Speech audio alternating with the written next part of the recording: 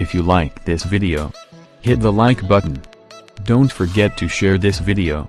Subscribe to my channels, press the bell icon to get notified of our upcoming videos. Thank you.